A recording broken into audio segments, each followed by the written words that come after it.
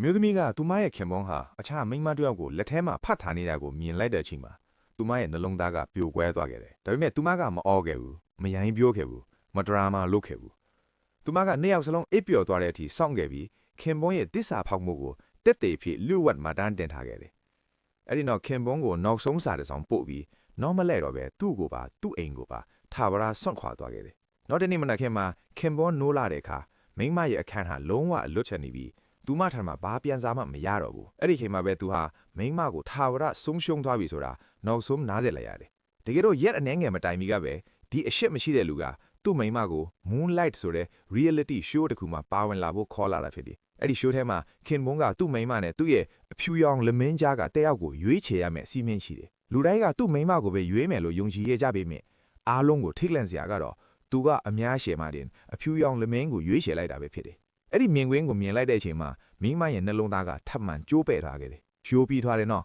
ခင်မွန်းကသူမကိုပြန်လဲရှင်းပြဖို့ကြိုးစားခဲ့တယ်။ဒါအားလုံးကရှိုးရဲ့စာတမ်းပဲ။နှုတ်ဆက်ပြည့်ရဲ့ game ပြီးသွားရင်အရာအားလုံးပုံမှန်ဖြစ်သွားမယ်လို့ပြောခဲ့တယ်။သူမကို variety show သဘောထားတို့စာချုပ်တစ်ခုလဲလက်မှာထိုးခိုင်းတယ်။ဒါပေမဲ့သူမအခန်းလဲပြန်ဝင်သွားတဲ့အချိန်မှာ Moonlight ရဲ့အိတ်ထဲကပြုတ်ကျနေတဲ့မိသားစုမှပုံတင်စာအုပ်ကိုမတော်အဆတွေ့လိုက်ရတယ်။ဖွင့်ကြည့်လိုက်တဲ့အခါပထမစာမျက်နှာမှာခင်မွန်းရဲ့နာမည်ရေးထားပြီးဒုတိယစာမျက်နှာမှာMoonlight ရဲ့နာမည်ရေးထားတာကိုမြင်လိုက်ရတယ်။ပိုပြီးထိတ်လန့်စရာကတော့သူတို့နှစ်ယောက်မှာ၄နှစ်အရွယ်တမီးလေးကယောက်တောင်ရှိနေပြီးသားဖြစ်တယ်။အဲ့ဒီအခါမြူကြီးကခြေရောက်ကနေပျောက်ကွယ်သွားတယ်လို့သူမခံစားလိုက်ရတယ်။ထိုအချိန်မှာပဲသူမနားလည်သွားတယ်။ဒီ show ဟာအကြောင်းပြချက်တစ်ခုသာဖြစ်ပြီးခင်ဘုံက Moonlight နဲ့သူတို့ရဲ့သမီးနဲ့အတားအဆီးမရှိအတူနေဖို့စီစဉ်ထားတာပဲဖြစ်တယ်။သူမလက်မှတ်ထိုးခဲ့တဲ့ variety show စာချုပ်ဟာတကယ်တော့ကွာချင်းစာချုပ်ဖြစ်နေခဲ့တယ်။ဆိုလိုတာကသူမဟာစီစဉ်ထားတဲ့လူဝစ်အစီအစဉ်တစ်ခုရဲ့သားကောင်ဖြစ်နေခဲ့တာပဲဖြစ်တယ်။နှလုံးသားကျိုးပဲ့နေတဲ့အခြေအနေမှာအခန်းထဲကထွက်လာခြင်းသူမကခင်ပွန်းဟာသူ့တငယ်ချင်းတွေနဲ့စကားပြောနေတာကိုကြားလိုက်ရတယ်။ဒီနေ့က